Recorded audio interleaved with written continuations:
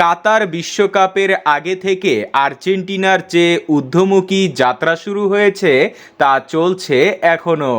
তাদের ধারাবাহিক দুর্দান্ত পারফরমেন্সের প্রতিফলন পড়েছে ফিফা র্যাঙ্কিংয়ের চূড়ায় থেকে টানা দ্বিতীয় বছর শেষ করতে যাচ্ছে বিশ্বকাপ ও কোপা আমেরিকা চ্যাম্পিয়নরা।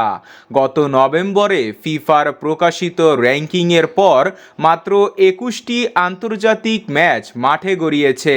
ফলে বৃহস্পতিবার প্রকাশিত এবারের র্যাঙ্কিংয়ে খুব বেশি পরিবর্তন আসেনি। শীর্ষ 10এও নেই কোনো বদল।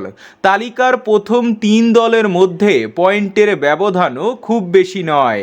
1867.25 পয়েন্ট নিয়ে চূড়ায় রয়েছে লিওনেল মেসির আর্জেন্টিনা।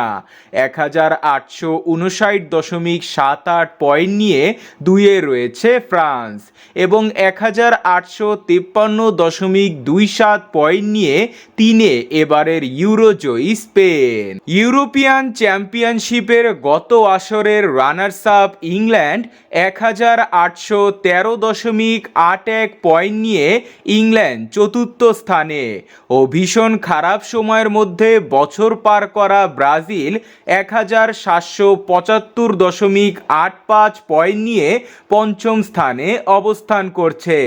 পরের 5টি স্থানে যথাক্রমে পর্তুগাল, নেদারল্যান্ড, বেলজিয়াম, ইতালি ও জার্মানি অবস্থান করছে। বাংলাদেশের অবস্থানেও কোনো পরিবর্তন হয়নি।